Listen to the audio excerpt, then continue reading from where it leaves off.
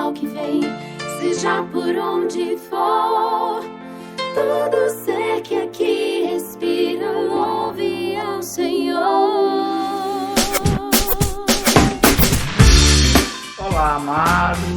Está iniciando mais um devocional Temor e Tremor. Hoje comigo, Paulo Brito. Nós iremos meditar no Salmo 111. Oremos. Maravilhoso Deus, santo, santo, santo é o teu nome, ó Senhor. Que hoje, ó Pai, essa palavra ela venha falar aos corações, ó Deus.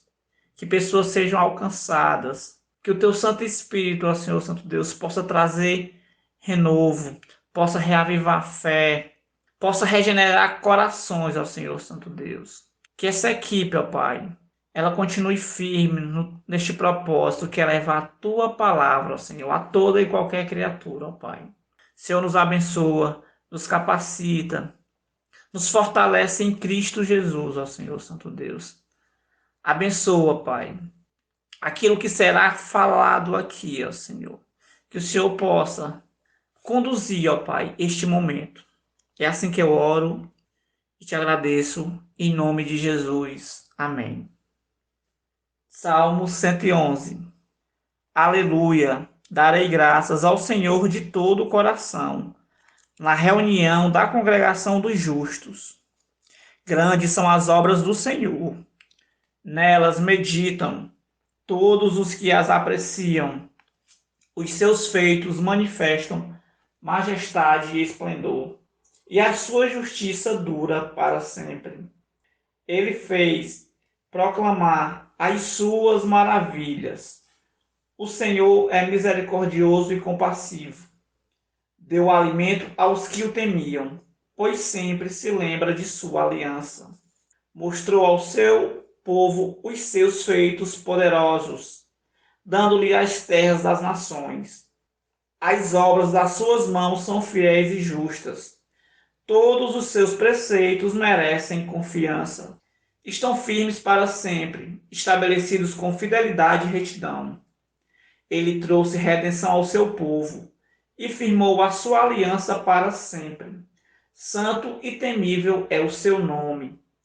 O temor do Senhor é o princípio da sabedoria. Todos os que cumprem os seus preceitos revelam bom senso.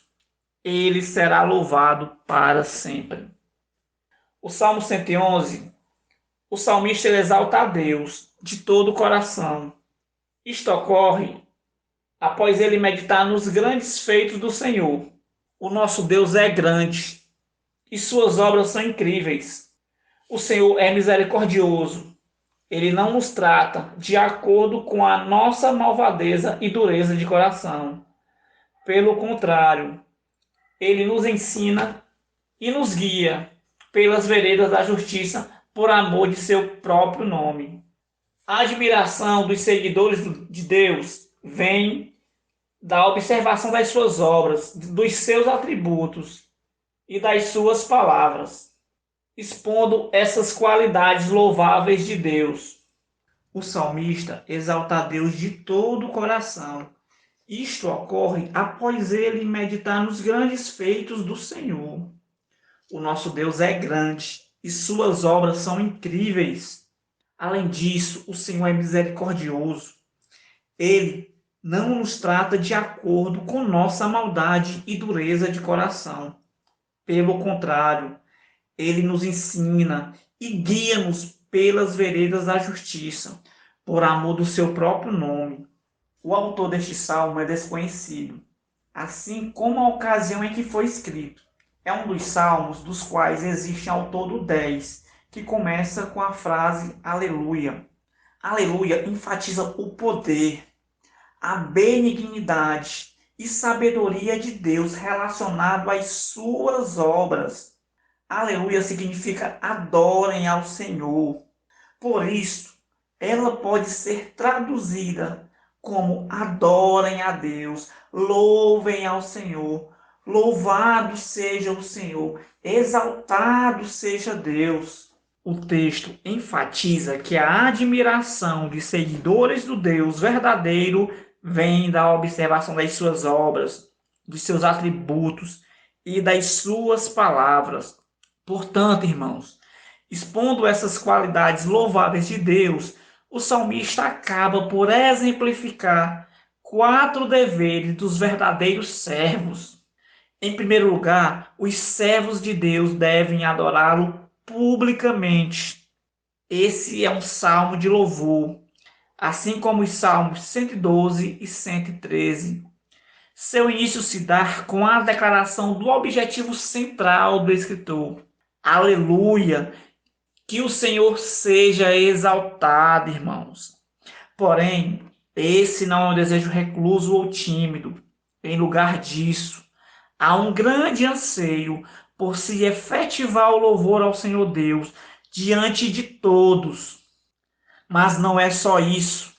Ele também se propõe a participar do louvor público junto a outros servos. Celebrar ao Senhor de todo o coração, na companhia dos retos e a assembleia. Assembleia aqui, irmãos, é como se fosse um culto campal. Não somente o público aqui mencionado, homens retos, como também a ocasião. A assembleia era o ajuntamento do povo, normalmente com a intenção de prestar culto a Deus. Demonstram o reconhecimento do dever de que o salmista tinha de cumprir o seu papel dentro do povo do Senhor.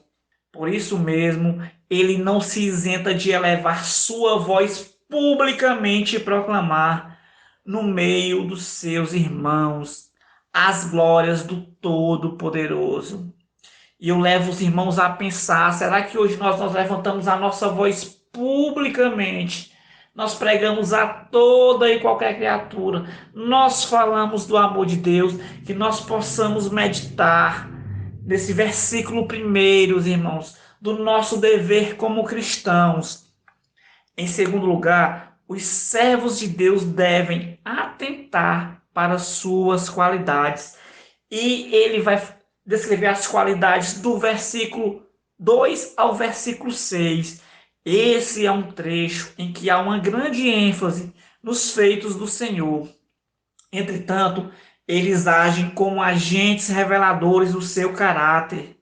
Seguindo essa ideia, o primeiro atributo é a supremacia do Senhor, como está descrito, irmãos, no versículo 2. Grandes são os feitos do Senhor, almejado por todos os que se comprazem nele. Além de mostrar que as obras de Deus são incomparáveis, o salmista acrescenta os feitos de Deus às suas qualidades. E no versículo 3, nós podemos ver, irmãos, majestade e glória, evidenciando que o Senhor está maravilhosamente acima de tudo que conhecemos. Outro atributo divino é a justiça, como podemos ver também no versículo 3. Sua justiça permanece para sempre.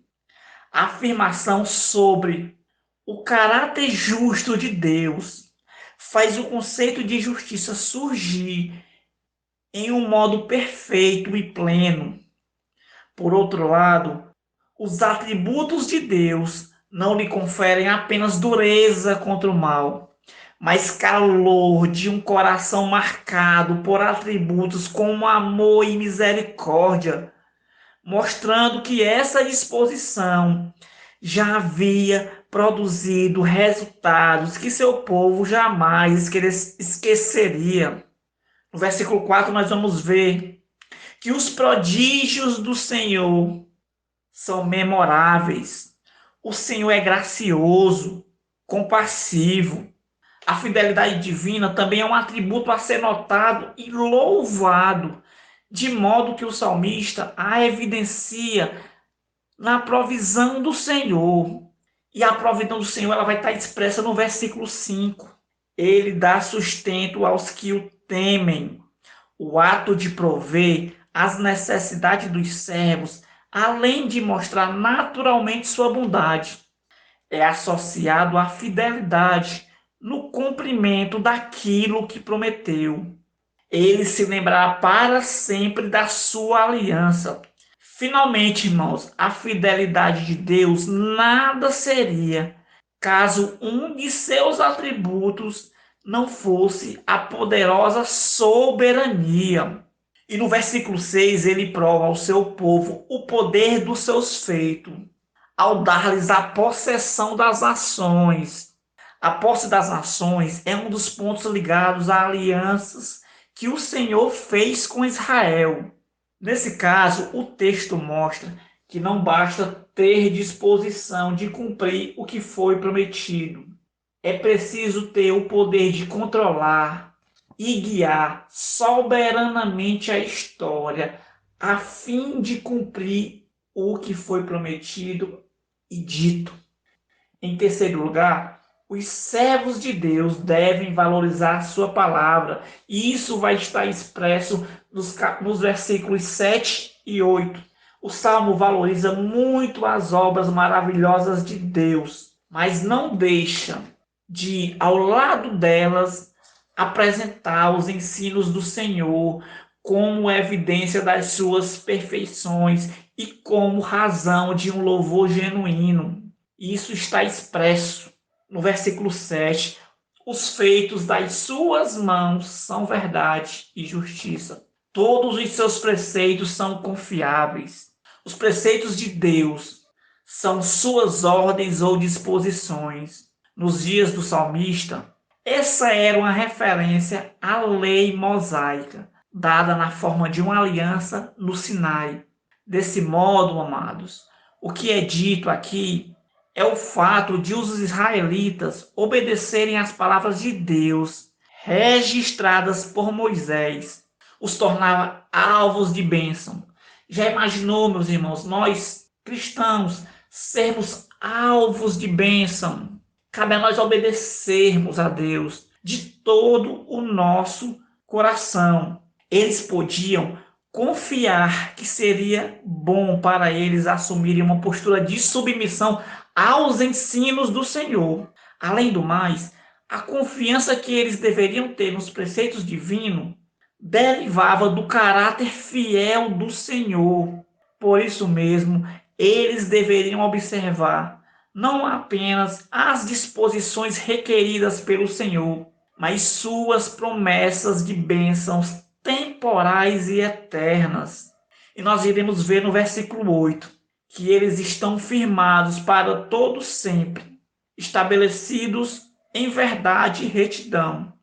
Aqui, meus irmãos, é uma orientação divina, verdade e retidão, assim como aquilo que leva o Senhor a cumprir o que disse. Sua palavra provém da verdade, é verdadeira e conduz à verdade. Os servos de Deus devem temer seu Senhor. E isso está expresso, está claro, nos versículos 9 e 10. O salmista, ele aponta os benefícios produzidos pela graça de Deus. E em lugar de ser negligente por causa da libertação, sentir-se temeroso diante da grande demonstração do poder divino. No Salmo 9, ele explica: ele enviou a redenção ao seu povo, decretou a sua aliança perpetuamente. Seu nome é santo e temível. Nisso tudo, parece que o temor é o tema que ele agora quer abordar. De modo que prossegue dizendo no versículo 10: o temor do Senhor é o início da sabedoria. A palavra temor, traduzida tradicionalmente, também significa reverência, quando utilizada para descrever o relacionamento do homem com Deus. Isso quer dizer que, além de medo de ser repreendido por um Deus tão poderoso, justo e santo, os servos do Senhor também nutrem um profundo respeito e devoção por ele. Esse misto de temor e devoção é o que produz na vida dos crentes ações sábias que condizem com o ensino e com o caráter de Deus. O bom senso está em todos os que praticam. Ao dizer os praticam, se faz referência aos preceitos de Deus, que nós vimos lá no versículo 7, podendo ser entendido os que praticam seus preceitos. Assim, o que está ensinando é que a sabedoria e o bom senso se manifestam na obediência às orientações de Deus, as quais revelam o temor e a reverência dos servos. Amados, nós, como adoradores do Senhor, temos os mesmos deveres do salmista. A dificuldade tem sido colocá-los em prática em tempos quando a igreja é desvalorizada, como se fosse mera aplicação de uma religiosidade vazia ou uma característica cultural, em tempos em que não importam mais os atributos de Deus. Isso é muito forte, é doloroso falar isso, mas nós vivemos tempos assim. Mas os desejos do homem, em tempo em que as escrituras sofrem todo tipo de ataque, desde a negação da inerrância por vir diretamente de Deus, até o seu uso ilegítimo por pessoas que deliberadamente as distorcem a fim de atingir objetivos pessoais. E em tempos quando o temor e a devoção a Deus passaram a ser conceitos desconhecidos, é por isso que, mais que nunca, devemos nos voltar a Deus e à simplicidade do Evangelho. Necessitamos desenvolver as práticas da oração e da meditação na verdade. Carecemos de um caráter que produza cada vez mais temor, arrependimento e adoração. Precisamos lembrar, assim como o salmista, que somos devedores ao nosso Deus e proclamar com nossas vozes e com nossas vidas, sozinhos e entre os irmãos, que o Senhor seja exaltado. Aleluia! Adorem ao Senhor de todo o coração.